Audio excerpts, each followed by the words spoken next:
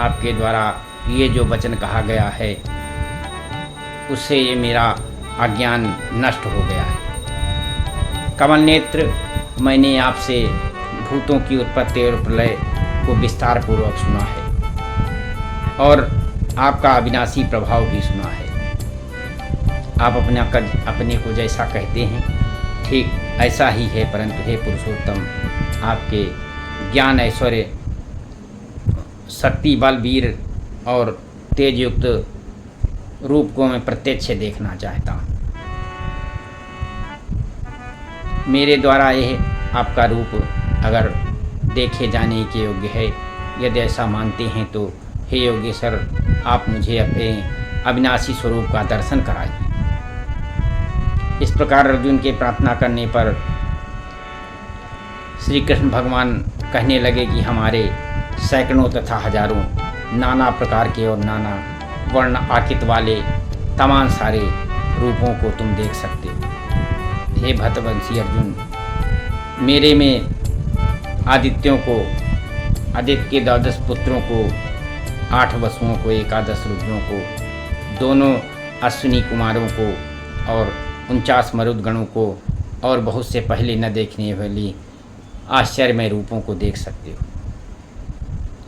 इसलिए इस मेरे शरीर में एक जगह स्थित हुए चराचर सहित संपूर्ण जगत को भी तुम देख और भी जो कुछ देखने चाहते हो सो देखो, परंतु मेरे को इन अपने प्राकृत नेत्रों द्वारा देखने के लिए सक्षम नहीं है।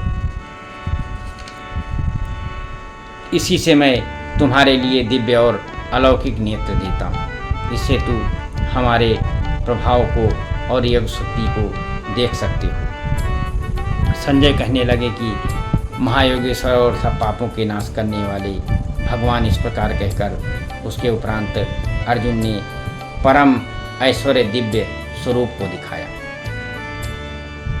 उस अनेक मुख और नेत्रों से युक्त, अनेक अद्भुत दर्शनों वाले एवं बहुत से दिव्य भूषणों से युक्त और बहुत से दिव्य शस्त्रों को हाथों में उठाए हुए, दिव्य माला और वस्त्रों को धारण किए हुए, दिव्य गंध का अनुलेपन किए हुए एवं सब प्रकार के आश्चर्यों से युक्त सीमा रहित विराट स्वरूप परम देव परमेश्वर को अर्जुन ने देखा। आकाश में हजारों सूर्यों के एक साथ उदय होने से उत्पन्न हुआ जो प्रकाश है वो उस विश्वरूप परमात्मा के प्रकाश से भी कम है। ऐसे आश्चर्यमय रूप को देखते हुए पांडुपुत्र अर्जुन ने उस काल में अनेक प्रकार के विभक्त हुए, अनेक प्रकार के पृथक पृथक हुए संपूर्ण जगत को उन देवों के देव भगवान श्री कृष्ण के शरीर में एक जगह स्थित देखा।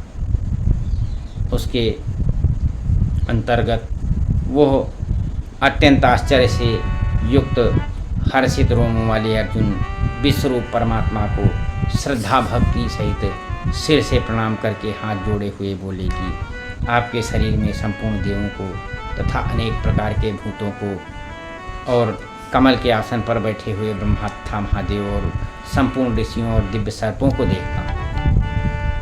हे विश्व के स्वामी, आपको अनेक हाथ, पेट, मुख और नेत्रों से युक्त तथा सब ओर से अनंत रूपों वाला देखता हूँ। हे विष्णुमूर्त, आपके नांत को देखता हूँ और न मध्य को देखता हूँ तथा न आदि को देखता हूँ। हे विष्णु, आपको मैं मुकुट युक्त, गदा युक्त, चक्र युक्त और सब ओर से प्रकाशमान तेज का पुंज, प्रज्वलन अग्नि और सूर्य के सदस्य ज्योति युक्त, देखने में अति गहन और अप्रेमीय स्वरूप सब प्रकार से देखता हूँ। हे भगवान, आप ही जानने योग्य परम अक्षर हैं और परम ब्रह्मा परमात्मा हैं। आप ही इस जगत के परम आश्रय हैं। आप ही अनाथ धर्म के रक्षक हैं, अविनाशी सनातन पुरुष हैं। हे परमेश्वर, मैं आपको आदि अंत और मध्य से रहित और सामर्थ्य से युक्त, अनंत हाथों वाला, चंद्र सूर्य नेत्रों वाला और प्रज्वलित अग्नि रूप मुख वाला तथा अपनी तेज से इस जगत का तपायमान करता हुआ देखता हूँ। हे महात्मन, ये स्वर्ग और पृथ्वी के बीच संपूर्ण आकाश तथा सब दिशाएं एक आपसे ही परिपूर्ण हैं। आपके इस अलौकिक और भयंकर रूप को देखकर तीनों लोग व्यथा को व्याप्त हो रहे हैं। वे देवताओं के समूह आप में ही प्रवेश करते हैं और कई एक भयभीत होकर के हाथ जोड़े हुए आपके नाम और गुणों का उच्चारण करते हैं।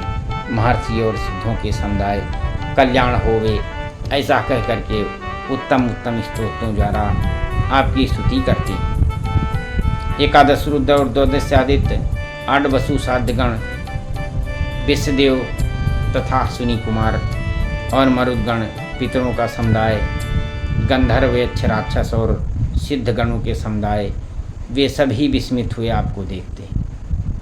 हे महाबाहो, आपके बहुत मुख और नेत्रों वाले तथा बहुत हाथ जंघा और पैरों वाले, बहुत उदरों वाले तथा बहुत सी विकराल दाढ़ों वाले महान रूप को देखकर सब लोग व्याकुल हो रहे हैं। हे विष्णु, आकाश के साथ स्पर्श किए हुए अनेक रूपों से युक्त, फैलाए हुए मुख और प्रकाशमान विशाल नेत्रों से युक्त आपको देख करके भयभीत अंतःकरण वाला मैं धीरज और शांति को नहीं प्राप्त हो रहा।